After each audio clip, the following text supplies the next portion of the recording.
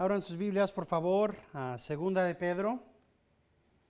Segunda de Pedro, capítulo 3. No existe el capítulo que está en su boletín. No está el libro apocrifal de Segunda de Pedro, capítulo 5, pero sí estamos en Segunda de Pedro, capítulo 3. Ese era un error clérico. Segunda de Pedro, capítulo 3, continuaremos del versículo 12 al versículo 18. Leamos del versículo 12 al versículo 18 del capítulo 3.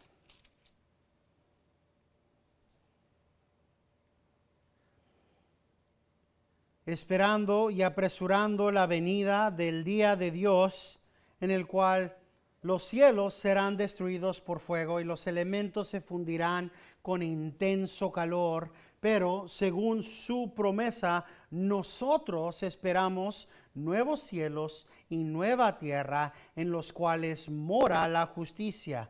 Por tanto, amados, puestos que aguardáis estas cosas, procurad con diligencia ser hallados por Él en paz, sin mancha e irreprensibles.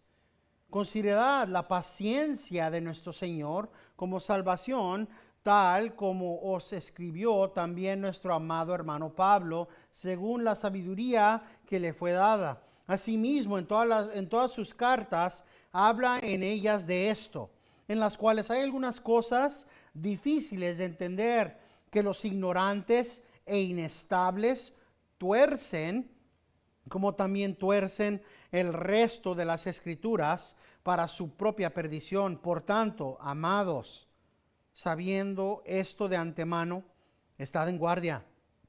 No sea que arrastrados por error de hombres libertinos caigáis de vuestra firmeza. Antes bien, creced en la gracia y el conocimiento de nuestro Señor y Salvador Jesucristo. A Él sea la gloria ahora y hasta el día de la eternidad. Amén. Oremos. Padre Celestial, gracias por tu palabra. Te pedimos, como tus ovejas, una vez más, una semana más, Señor, que nos fortalezcas, que nos des ojos que ven, oídos que oyen, y mentes y corazones capaces de entender y grabar las verdades de tu palabra, y que a través de tu Espíritu Santo, Padre, podamos actuar conforme a las verdades que escuchamos y grabamos en nuestra mente y corazón, para que seamos no nada más oidores de tu palabra que oyen, sino hacedores que hacen tu palabra verdaderamente. Esto te lo pedimos en el nombre de Cristo, nuestro Redentor. Amén. Como hablamos en las últimas semanas de los errores y de los horrores, los errores de los perversos, de los malvados, de los que están enseñando falsedades, y los horrores que les espera, que vienen, el juicio de Dios en el día del Señor. Tenemos que tener en mente, porque hablamos que es el día del Señor, y hablamos de la venida de nuestro Señor. Hablamos de qué significa el día del Señor y cómo es que en el día del Señor hay seguridad para los cristianos. De hecho, gracias a Dios, providencialmente estamos hablando de eso en Ezequiel. De cómo es que viene juicio sobre una nación, viene destrucción sobre una nación, pero ¿qué para los justos? Protección, vida para los que son de Dios. Y esas son nada más una parte, junto con lo que vemos aquí, la realidad que viene un juicio y que viene una realidad para los perversos, y hay otra verdad en la que están viviendo protegidos, cercados los hijos de Dios. Permea la totalidad de las escrituras cómo es que Dios protege a los suyos aún en medio de y a través de su juicio. Estas son partes de las cosas cuando estamos viendo cómo veremos escatológicamente la venida del Señor. Y vemos esas diferencias entre el amilenialista y el premilenialista que cree en un arrebatamiento. Y estamos empezando a ver cómo es que los amilenialistas, como yo y el pastor Aarón, que podemos ver que la normativa, operación de Dios no es el quitar del mundo a los suyos, sino preservarlos, protegerlos en medio de su juicio. Siempre ha sido la manera normal de operar de Dios. El Señor no arrebató del mundo a Noé y a sus hijos cuando vino el juicio. El Señor no arrebató a Lot de entre Sodoma y Gomorra, los sacó y preservó en lugar de destruirlos.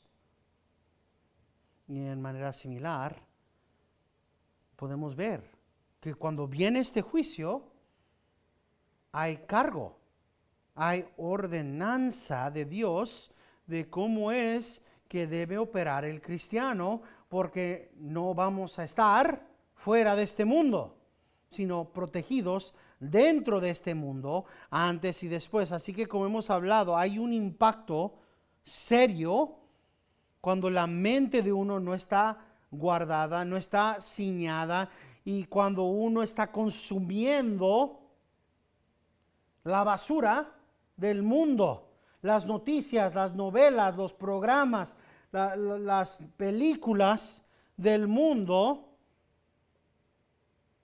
como si no tuvieran agenda, como si no hubieran consecuencias, como si las escrituras no dijeran claramente que la mala compañía corrompe las buenas costumbres.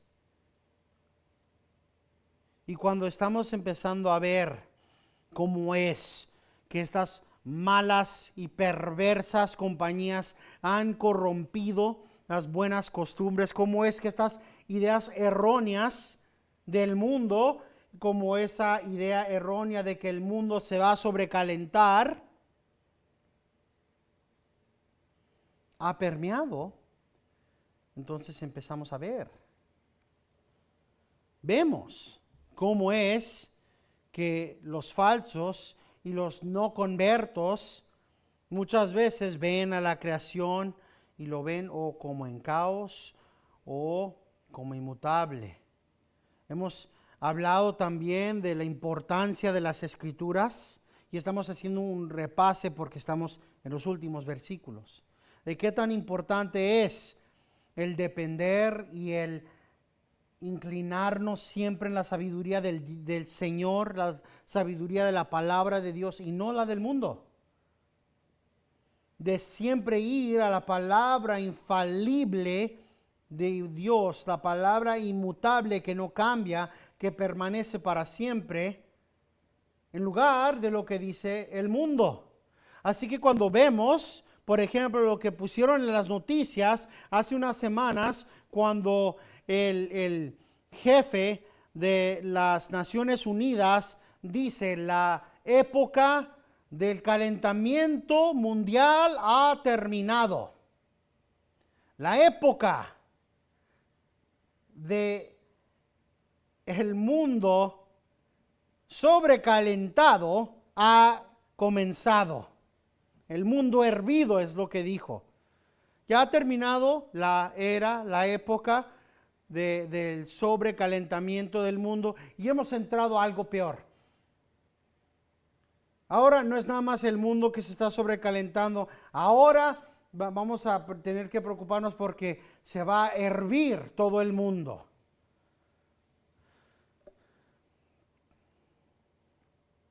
Todo porque realmente se puede ver que los océanos están a unos grados más calientes que en cualquier otro periodo en historia reciente. Pero si nosotros tenemos nuestras mentes en la palabra de Dios y vemos que es Dios el que destruyó al mundo a través del diluvio y en su justicia Él ha prometido que Él no destruirá el mundo de esta manera,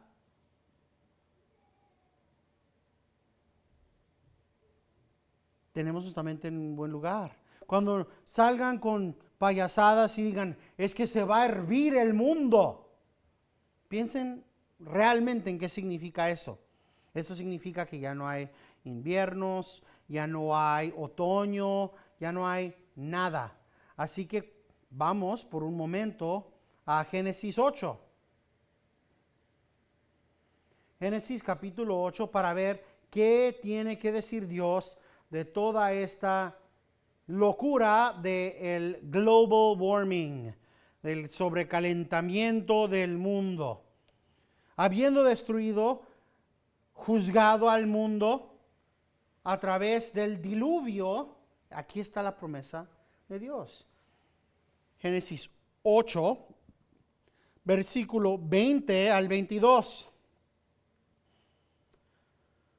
Génesis 8, 20 al 22, y edificó Noé un altar al Señor y tomó de todo animal limpio y de toda ave limpia y ofreció holocaustos en el altar.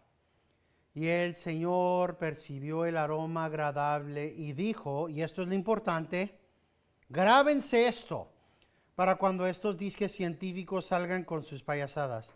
Nunca más volveré a maldecir la tierra por causa del hombre, porque la intención del corazón del hombre es mala desde su juventud. Nunca más volveré a destruir todo ser viviente como lo he hecho. Y aquí están ciertos específicos de la promesa de Dios. Más la tierra, empezando en el versículo 22, más la tierra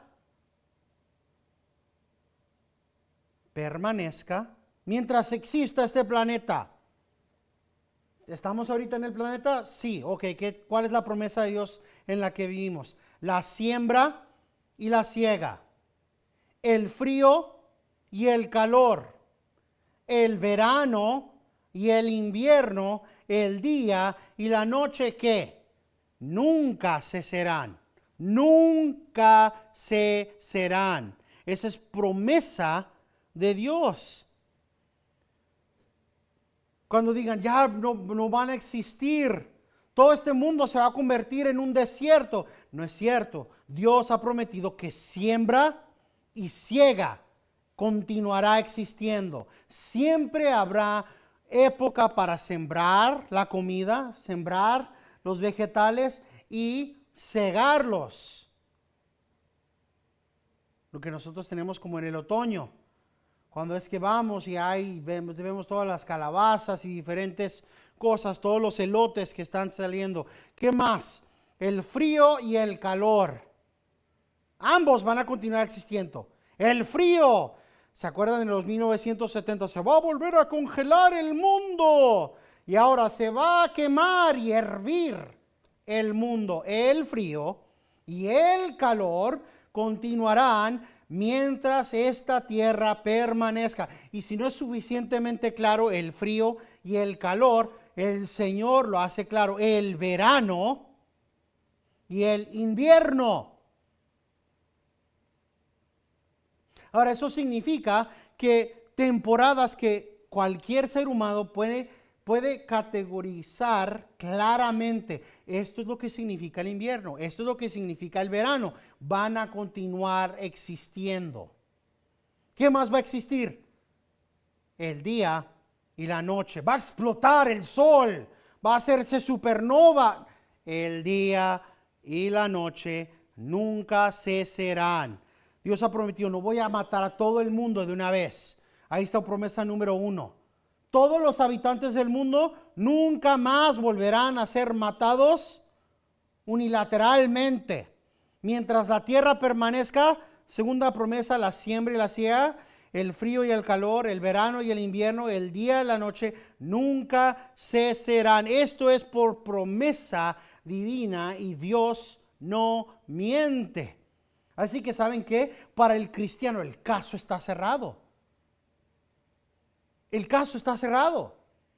Nosotros sabemos, porque las escrituras lo dicen súper claramente, que estas cosas continuarán existiendo. No debería de existir ningún cristiano que está en la payasada del global warming, del sobrecalentamiento del mundo. Porque aquí está la palabra de Dios y es aquí donde vemos la sola escritura y su lugar de importancia que tiene. Muchas veces hablamos, especialmente cuando viene el otoño y nos ponemos a decir, las doctrinas reformadas, sola escritura, solus Christus, sola fide. Y hablamos de todas estas y mucha de la gente, sola esto y sola lo otro.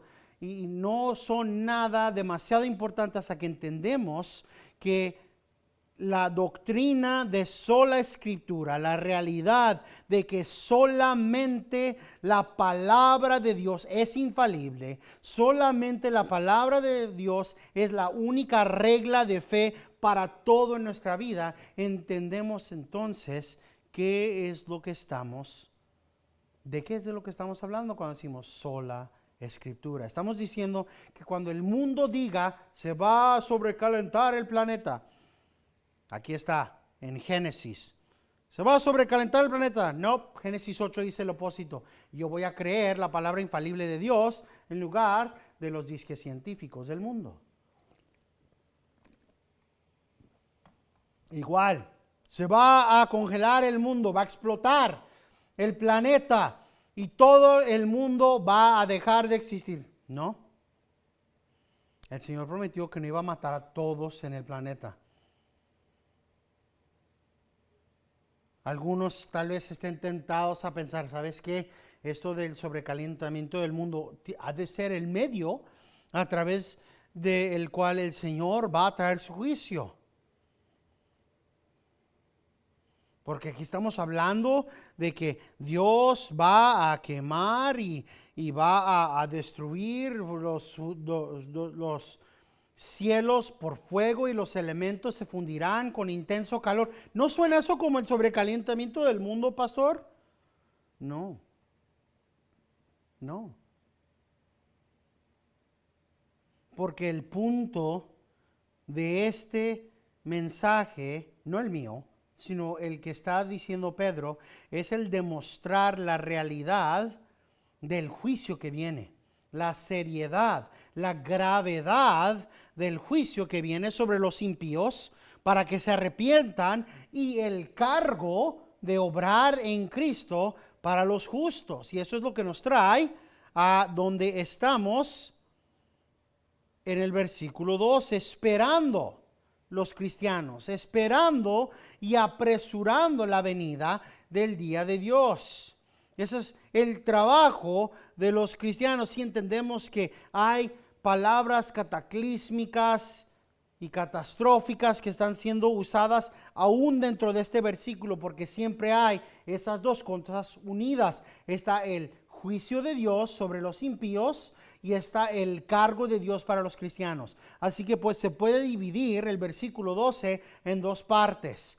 Esperando y apresurando la venida del día de Dios es para los cristianos, en el cual los cielos serán destruidos por fuego y los elementos se fundirán con intenso calor. Es la advertencia que usan los cristianos cuando están hablando con los mundanos. ¿Qué no entiendes? Viene un calor, un fuego destructor.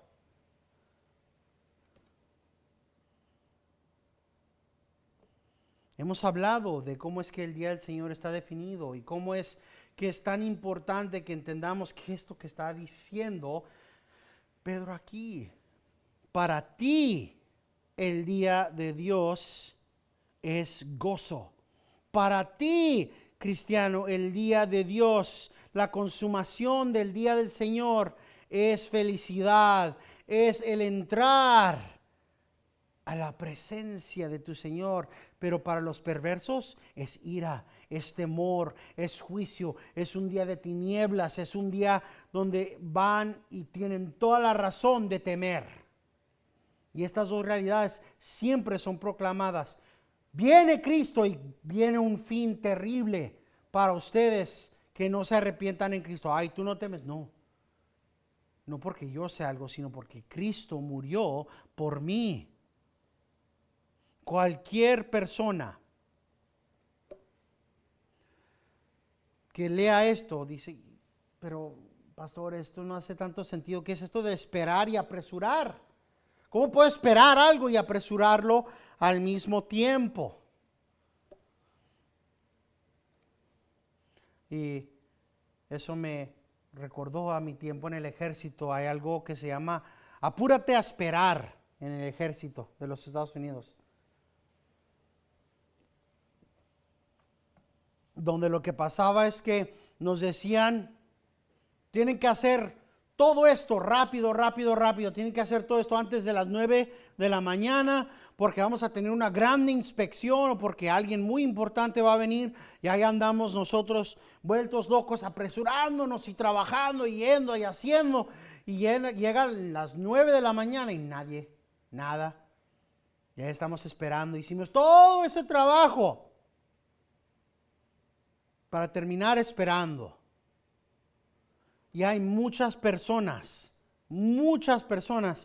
que honestamente tienen esa mentalidad cuando piensan de los mandatos bíblicos, de los ejemplos que dio Cristo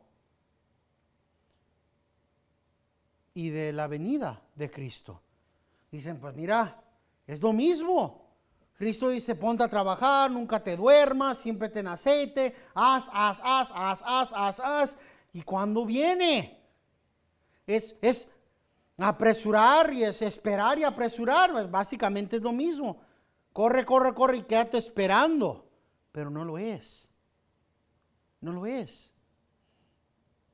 La verdad es que tenemos que analizarnos. ¿Cuántos cristianos honestamente piensan que cuando sus pastores fielmente presentan la palabra de Dios domingo tras domingo, llamándoles a ser hacedores de la palabra de Dios y no nada más oidores en toda su vida, hasta el día que se mueran, toda su vida? La realidad es que no existe el retirarse, el dejar de trabajar en la vida cristiana. ¿Cuántos piensan que es esto? El apresurarse y hacer todo este trabajo simplemente para quedarse esperando. Y la pregunta más pertinente es: ¿cuántas veces ha pasado ese pensamiento por tu mente y en tu corazón? Porque obviamente Pedro no está diciendo lo mismo. Cuando él dice esperando y apresurando, estamos hablando de algo completamente diferente. Pedro usa esperar y apresurando. Otras traducciones usan mirando a lejos. Y eso nos hace pensar, ¿qué es lo que estamos haciendo? Con nuestros ojos viendo al horizonte, a la venida de Cristo. Así vivimos esta vida, siempre teniendo en mente las instrucciones de Cristo. ¿Y cuáles instrucciones? Bueno, vamos primero a Mateo 24. Mateo 24, versículo 42.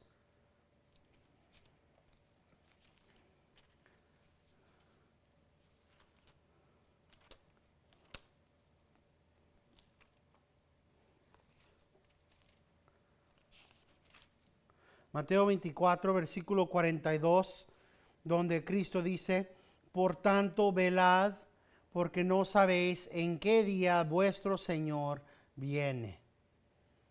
Un capítulo más a Mateo 25.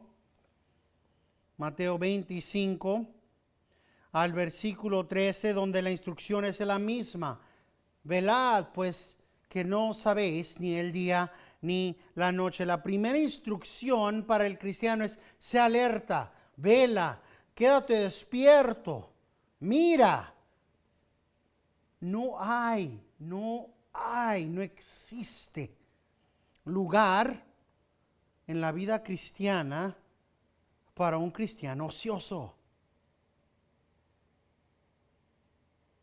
El cristiano debe de vivir su vida en un estado de anticipación, alerta, esperando la venida de Cristo, conociendo, sabiendo la ira que viene sobre los perversos y el gozo que viene prometido para los salvos. Eso es lo que espera y lo que manda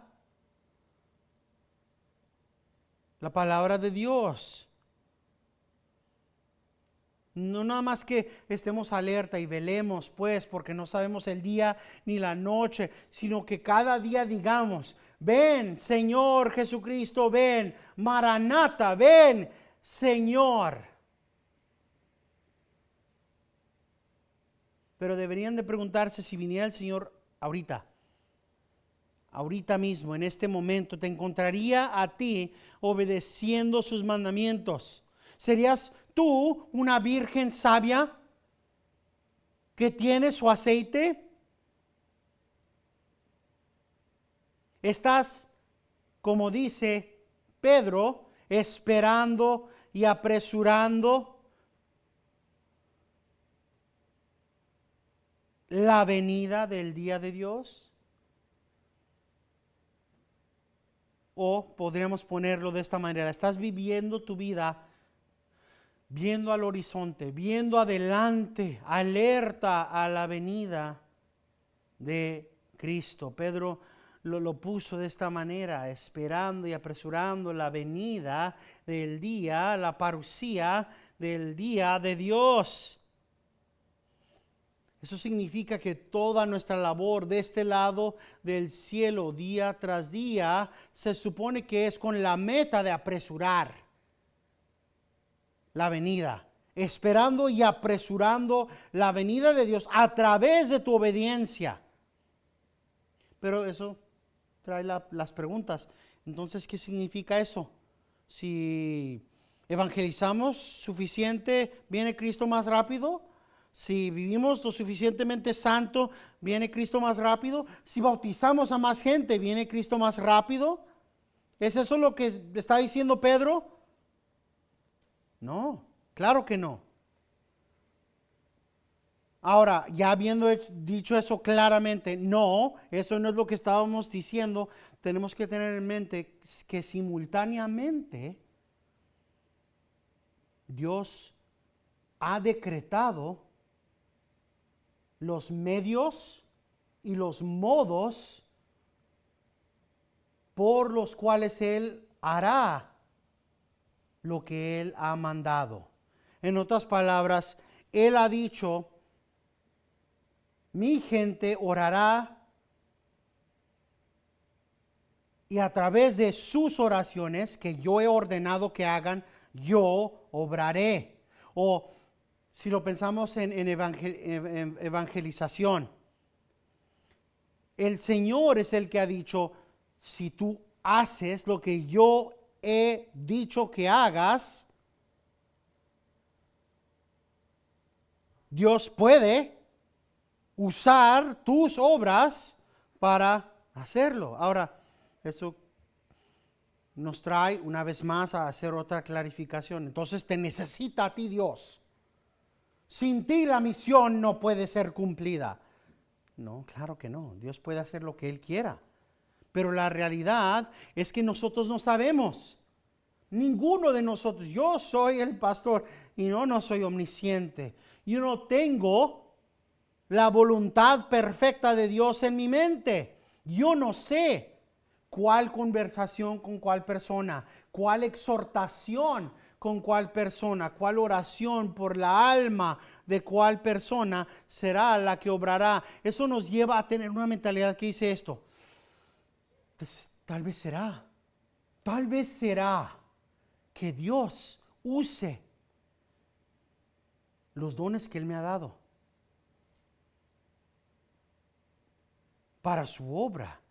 Tal vez sea que Dios use mis oraciones para salvación de alguien. Tal vez sea que Dios use mi exhortación para el arrepentimiento de alguien, entonces me conviene aún más el estar tan metido en las cosas de Dios que cada vez que venga la oportunidad, yo estoy listo para ser usado y para ser de uso en el reino de Dios.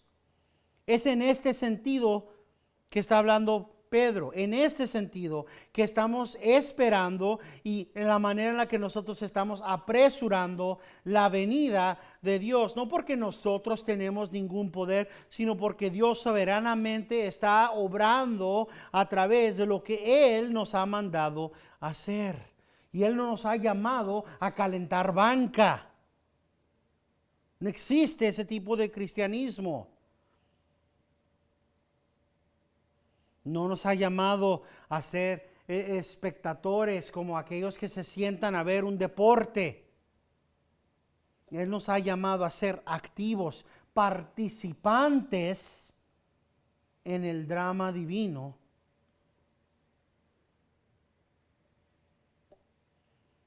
No personas que ven a lejos. Una de las cosas que tenemos que tener en mente es la venida, la parusía, que significa el advento, la venida, la presencia. Cuando vemos ahí la venida, esa palabra en el griego es parusía y estamos hablando de la presencia, apresurando la presencia del día de Dios. Así que cuando Pedro está diciendo esperando y apresurando la venida del día de Dios, él está hablando de cómo es que cristianos, siendo movidos por el anhelo de que venga Cristo, lo decimos cada domingo, ven Jesucristo, ven, ven Jesucristo, ven, ven Jesucristo, ven, pero tiene que ser más que palabras de pico para afuera, tiene que ser una proclamación ansiosa de lo más profundo de nuestro ser, honestamente deseando, anhelando, queriendo y trabajando por la venida de nuestro Señor, porque eso significa el estar en la presencia de Cristo. Y simplemente el anhelo de estar en su presencia es lo que nos mueve. Esta mañana estaba teniendo dificultades escuchando la petición de oración de uno de los hermanos. Esta mañana tuve dificultades quedándome parado para presentar el catequismo en la clase de la escuela dominical. Y esta mañana también tuve que sentarme cuando estábamos adorando. Pasa por mi mente la realidad de que yo, si el Señor me da vida y salud, probablemente terminaré con una maquinita para poder oír antes de mis 50. Y que si el Señor decide no obrar en mi cuerpo para ayudarme a recuperarme del daño a mi espalda, es muy posible que termine yo en silla de ruedas, casi sordo y casi sin poder caminar. Y lo único que puedo decir es gloria sea su nombre.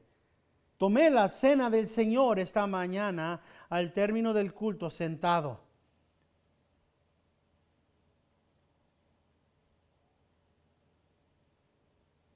Y cuando vienen las palabras de mi boca, ven Jesucristo, ven. Las digo con toda mi alma porque ansiosamente espero, anhelo estar en la presencia de mi Señor.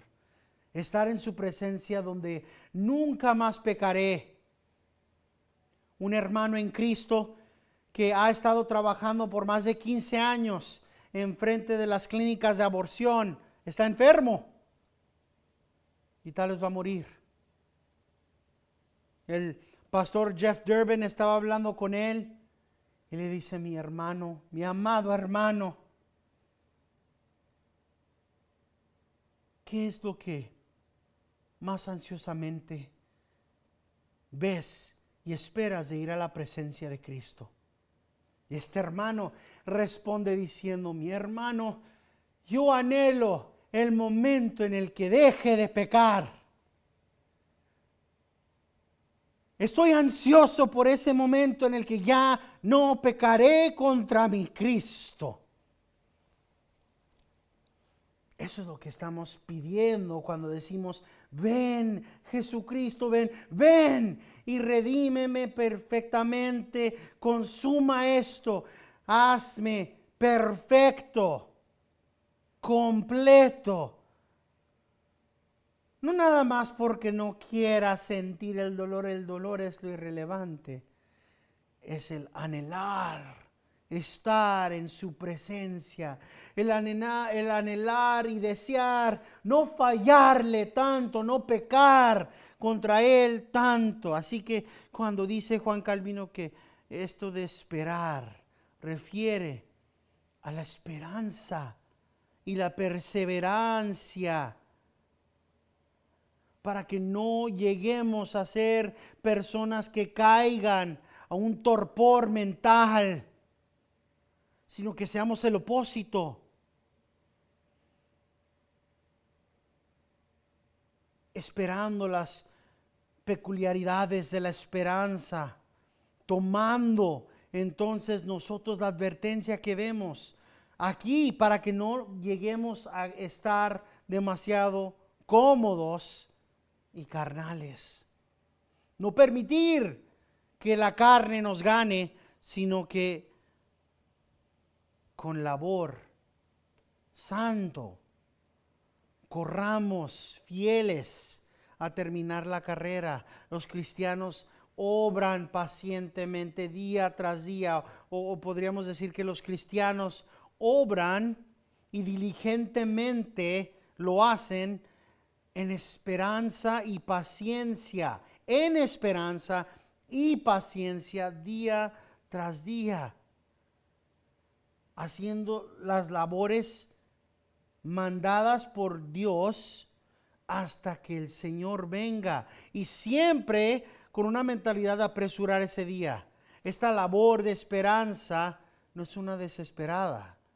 Nosotros existimos en la primer parte esperando y apresurando la venida de Dios. No permitimos que haya desesperación cuando leemos: en el cual los cielos serán destruidos por el fuego y los elementos se fundirán con intenso calor, porque tenemos nosotros la garantía de Cristo, su protección.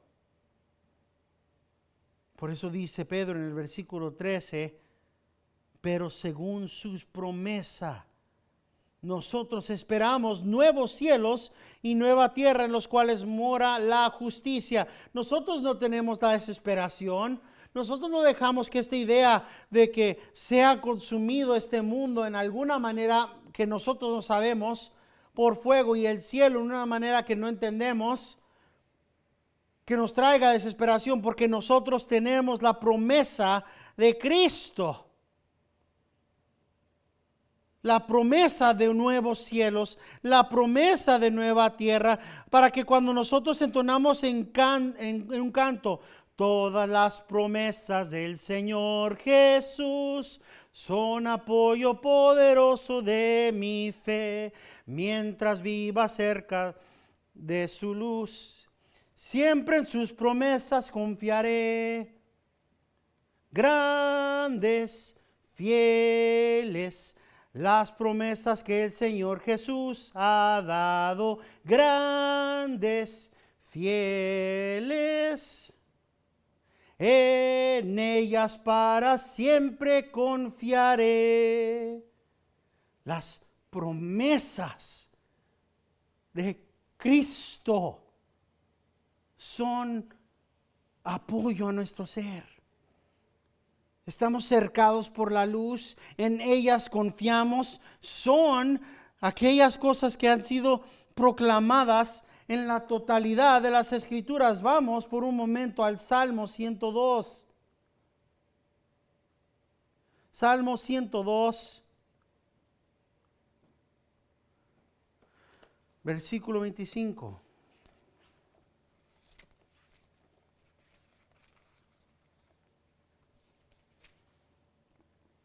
Salmo 102, versículo 25 al 28. Desde la antigüedad tú fundaste la tierra y los cielos son la obra de tus manos. Ellos perecerán, pero tú permaneces, y todos ellos, como una vestidura, se desgastarán. Como vestidos los mudarás y serán cambiados, pero tú eres el mismo y tus años no tendrán fin. Los hijos de tus siervos permanecerán y su descendencia será establecida delante de ti. Permanecemos.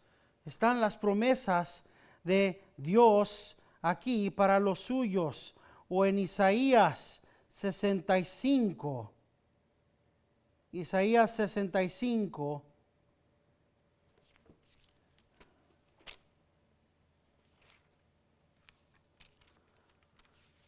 Versículo 17. Pues he aquí, yo creo cielos nuevos y una tierra nueva, y no serán recordadas las cosas primeras, ni vendrán a la memoria.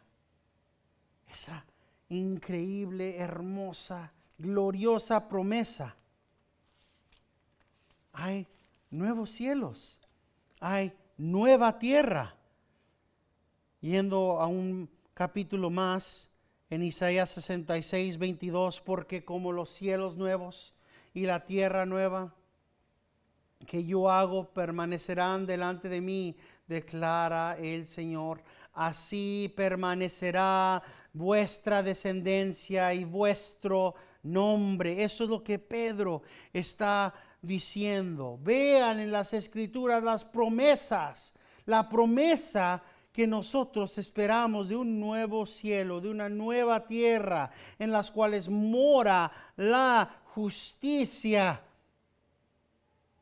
Me gusta tanto como es que dice el doctor MacArthur, el habitar, como habita, mora la justicia. Y él dice esa palabra, habita, mora, simplemente no lo hace. No hace justicia, hermanos. O sea, hay una palabra en el griego, el oikeo, que significa el estar en casa, el estar en el hogar. Esta palabra katoikeo, donde sea que vemos esto, y como hemos hablado anteriormente, en agregar esta preposición al verbo en el griego, intensifica la palabra la que estamos viendo. Así que cuando vemos katoikeo, significa el quedarse permanentemente en la casa, el llegar y habitar en casa, el permanentemente, confortablemente estar. Y él está diciendo que en este nuevo mundo, en el cual la justicia mora, no es simplemente el morar. Es un lugar donde la justicia no es un extraño. Es un lugar donde la justicia no está vagando. Es un mundo en el cual la justicia no es un extranjero. Un mundo en el cual habita, encuentra su hogar, la justicia permanente, perfecto, existiendo. Ese es el mundo prometido a nosotros. Ese es el mundo prometido a nosotros en Jesucristo. Ahí es a donde va el fin de la historia humana. Eso es lo que espera a todos los que lo aman. Ahí termina lo que dice el hermano MacArthur. Los cristianos ven al futuro, esperan la consumación cuando oiremos de Cristo mismo, bien hecho, buen y fiel siervo, donde vemos el cumplimiento de lo que pidió Cristo en Juan 17.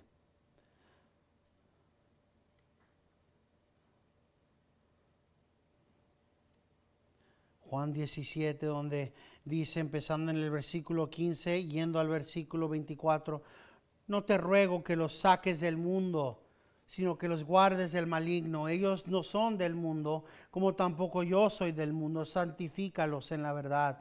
Tu palabra es verdad. Como tú me enviaste al mundo, yo también los he enviado al mundo. Y por ellos yo me he santificado, para que ellos también sean santificados en la verdad. Mas no ruego solo por esto, sino también por los que han de creer en mí por la palabra de ellos, para que todos sean uno, como tú, oh Padre, estás en mí y yo en ti. Que también ellos estén en nosotros, para que el mundo crea que tú me enviaste. La gloria que me diste les he dado para que sean uno así como nosotros somos uno.